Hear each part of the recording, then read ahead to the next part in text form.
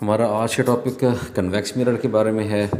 Concave mirror के बारे में हमने लास्ट लेक्चर में स्टडी कर लिया था। आज कन्वेक्स मिरर के बारे में हम पढ़ रहे हैं। अगर इसकी कंस्ट्रक्शन को देखा जाए तो सेम ये भी एक स्फेयर का आप समझ लें कि पार्ट होता है। एक सर्कुलर आपने उसका पैच कट करके रद्द किया होता है और इसमें जो इसकी इंटरनल साइड होती है जो कि कर्व्ड साइड इंटरनल कर्व्ड होती है वो आपके पास पॉलिश सरफेस होती है और जो बाहर वाली सरफेस होती है ये इसकी वो साइड होती है जहाँ से इस मिरर ने लाइट को रिफ़्लेक्ट करना होता है।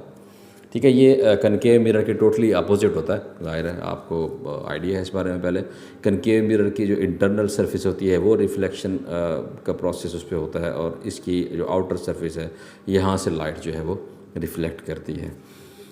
तो सेम इसी तरीके से जब आप एक इसके सेंटर से एक लाइन पास करेंगे तो इसको हम प्रिंसिपल एक्सिस कहते हैं। जिस सफ़ेयर का ये हिस्सा है उसका जो सेंटर होगा उसको हम सी से रिप्रेजेंट करते हैं, जिसको सेंटर ऑफ कर्वेचर कहा जाता है।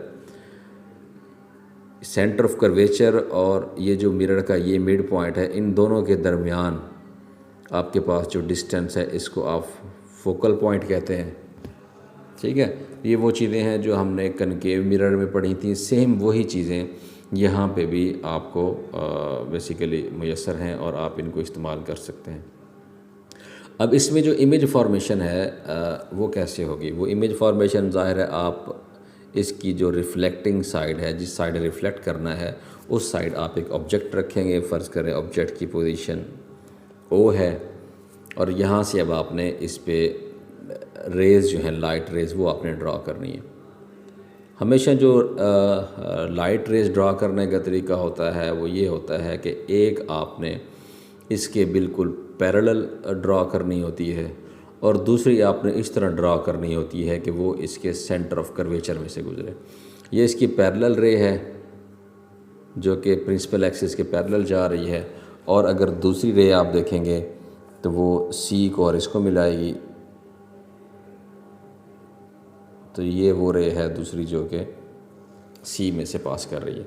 ठीक है, सी में से पास इस तरह नहीं कर रही होती कि आप जनाब यहाँ पे कोई होल है और होल में से पास करें, बल्कि ये इसने तो वापस रिफ़्लेक्ट होना होता है। अब ज़ाहिर है ये कर्वेचर है, इस तरह ये लाइट आएगी, ये इस तरफ रिफ़्लेक्ट हो जाएगी। ये भी जो एंगल है यहाँ पे इस जगह पे जो नॉर्मल होगा उसके हिसाब से थीटा इंसिडेंट के हिसाब से ये भी वापस रिफ़्लेक्ट हो जाएगी। लेकिन आपको ये आपने कनकेव मिरर के केस में भी देखा था कि जब भी कोई लाइट रे आप जब इसको एक्सटेंड करेंगे इसके पाथ को एक्सटेंड, ज़ाहिर है यहाँ से लाइट ने वापस रिफ़्लेक्ट हो जाना है, बैक तो नहीं जाना। लेकिन हम इसका डॉटेड फॉर्म में इसका पाथ जो है वो बैकवर्ड ड्रॉ करते हैं। जब हम इसको बैकवर्ड ड्रॉ करते हैं तो ये लाइट रे हमें सेंटर ऑफ कर्वेचर से गुजरती नज़र आती है। ठीक है, ये इसका पाथ बन जाता है। इसी तरह ऐसी रे जो कि प्रिंसिपल एक्सिस के बिल्कुल पैरेलल आ रही होती है वो जब कनकेव मिरर की आउटर सरफेस कन्वेक्स मिरर की आउटर सरफेस से टकराती है तो वो बेसिकली इस तरह रिफ़्लेक्ट होती है कि वो हमें फोकल पॉइंट में से पास होती दिखाई दे रही होती है। ये इसका फोकल पॉइंट है और अगर इसका रिफ़्लेक्शन पाथ देखे जाए तो वो बिल्कुल इसी को फॉलो करता हुआ जा रहा होगा।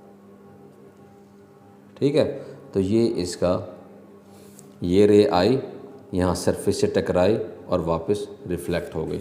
जबकि इस केस में जब आपके पास कोई रे ऐसी हो जो कि मिरर की सरफेस से टकराए और वो सेंटर ऑफ कर्वेचर से पास कर रही हो तो आप ये समझें कि उस पॉइंट पे वो क्या होती है, परपेंडिकुलर होती है इस पॉइंट पे। जब ये इस पॉइंट पे परपेंडिकुलर है तो फिर ये क्या करेगी, ये वापस उसी पाथ पे ही रिफ़्लेक्ट बैक हो जाएगी। ठीक है, तो ये रे जो कि सेंटर ऑफ कर्वेचर से गुजर रही है उसकी रिफ़्लेक्शन का पाथ सेम वही होगा, मिरर से टकराएगी और वापस उसी पाथ से ये वापस चली जाएगी और ये इस तरफ चली जाएगी। और जो ये वाली रे है जो आएगी प्रिंसिपल एक्सिस के पैरेलल और उसके बाद मिरर से टकराएगी तो पैरेलल रेज़ हमेशा क्या होती हैं, वो इस तरह रिफ़्लेक्ट होती हैं कि उनका आपके पास जो एक्स्ट्रापोलेटेड बीम होती है वो हमेशा फोकल पॉइंट पे से गुजरती है।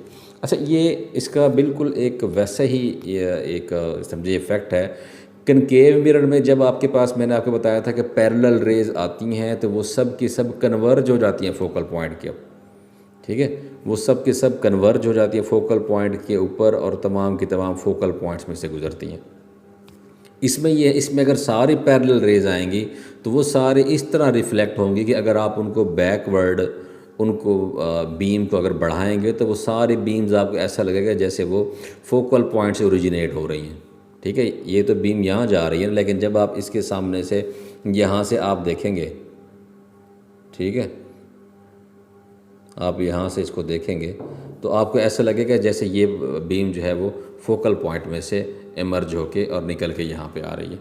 ठीक है, तो ये चीज़ आपने जहन में रखनी है कि हमेशा पैरेलल रेज जो होती हैं उसमें रियल आपके पास कन्वर्जन होती है कनकेव मिरर में, क्योंकि इंटरनल सरफेस उसकी रिफ्लेक्टेड होती है तो वो सब को कन्वर्ज कर देती है फोकल पॉइंट पे। इस पे आपके पास दायरा इमेजिनरी कन्वर्जन है कि रेज पैरेलल आएंगी, वो रिफ्लेक्ट तो बैक की तरफ होंगी, बाहर की तरफ होंगी, लेकिन उनकी जो हमें ऐसा लगेगा कि जैसे वो इस फोकल पॉइंट से इमर्ज होकर आ रही हैं। इसका मतलब ये है कि इमेजिनरी तौर पे वो क्या होंगी, इस फोकल पॉइंट में से गुजर रही होंगी।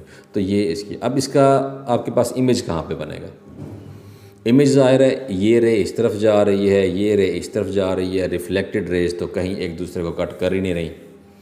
जब ये एक दूसरे को कट नहीं कर रही तो इसका मतलब ये है कि आपके पास रियल इमेज नहीं बन रहा। रियल इमेज नहीं बन रहा तो फिर आप इसकी बैक साइड पे जहाँ पे आपके पास इमेजिनरी फोकस है आप वहाँ पे चेक कर लें।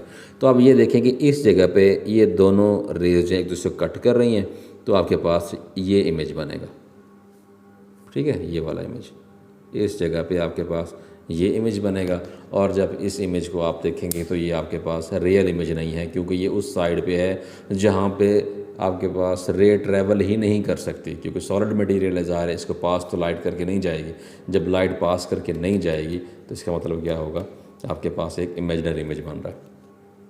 ठीक है, इसमें क्योंकि लाइट रिफ्लेक्शन के बाद डाइवर्ज हो जाती है इसलिए रियल इमेज नहीं बना सकती, इसलिए हम इसको डाइवर्जिंग मिरर भी कहते हैं।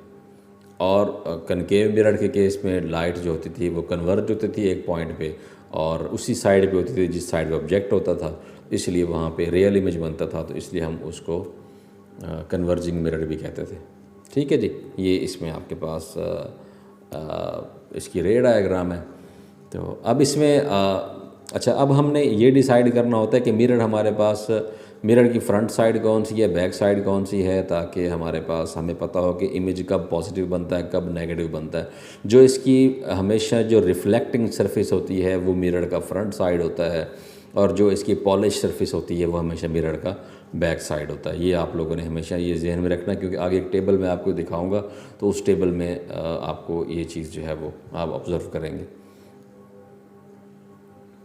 अच्छा, अब सेम अगर आप इसका सेंट्रल पॉइंट है, इस सेंट्रल पॉइंट से अगर आप ऑब्जेक्ट का डिस्टेंस देखें तो ये आपके पास P, अगर इससे आप ये डिस्टेंस देखें, ठीक है, ये डिस्टेंस, तो ये आपके पास Q जो कि इमेज का डिस्टेंस है, तो P और Q आपके पास सेम वही हैं। और ये अगर आप फोकल पॉइंट तक का डिस्टेंस देखो तो ये आपके पास हमेशा F होता है। तो इसके लिए अलहदा इक्वेशन जो है वो आपको मेजर करने की या उसको ड्राइव करने की ज़रूरत नहीं है, बल्कि आपके पास जो पहले से इक्वेशन है 1/P + 1/Q = 1/F, यही इक्वेशन इस कन्वर्ज जो आपके पास डाइवर्जिंग मिरर है इसके ऊपर भी अप्लाई होगी। ठीक है, तो सेम मिरर इक्वेशन जो है वो आप इसके लिए भी अप्लाई कर सकते हैं।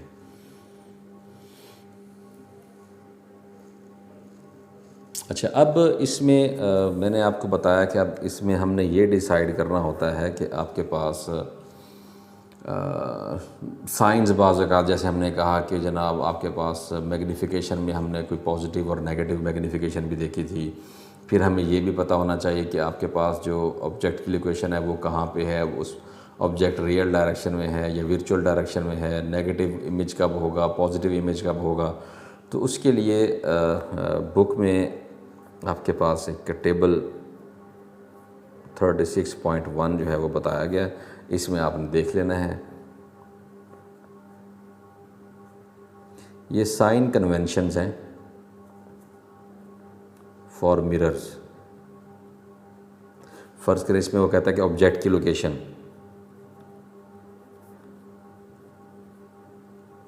अब ऑब्जेक्ट की लोकेशन पॉजिटिव कहाँ पे होगी और नेगेटिव कहाँ पे होगी। अगर आप फ्रंट साइड पे ऑब्जेक्ट को रखेंगे, ठीक है, तो आपके पास ऑब्जेक्ट की लोकेशन पॉजिटिव होगी, और अगर आप बैक साइड पे रखेंगे तो ऑब्जेक्ट की लोकेशन नेगेटिव होगी। ठीक है, इसी तरह इमेज की लोकेशन अगर आपने करनी है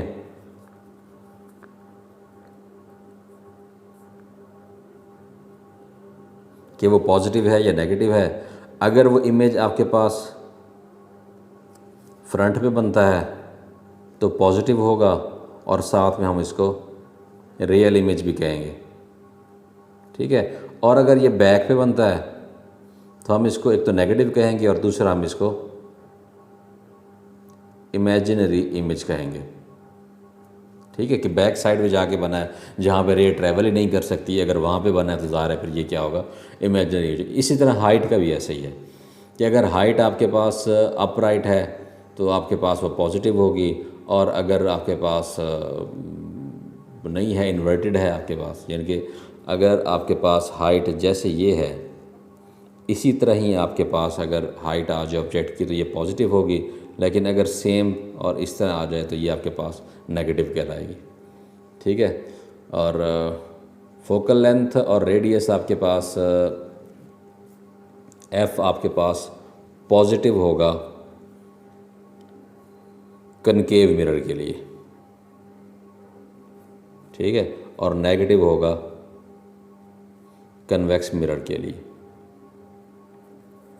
इसके लिए नेगेटिव होगा। और मैग्नीफिकेशन जो है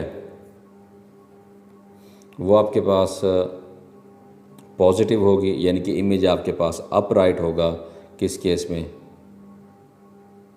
यानी कि जब आपके पास अपराइट होगा तो ये पॉजिटिव होगी, और जब ये आपके पास इमेज इन्वर्टेड होगा तब हम कहेंगे कि आपके पास मैग्नीफिकेशन जो है वो नेगेटिव है। ठीक है जी, तो ये आपके पास कन्वेक्स मिरर के बारे में कुछ चीज़ें थी, और ये टेबल जो है जो मैंने आपको ये बताई है इसमें दोनों की चीज़ें हमने समराइज़ कर दी हैं।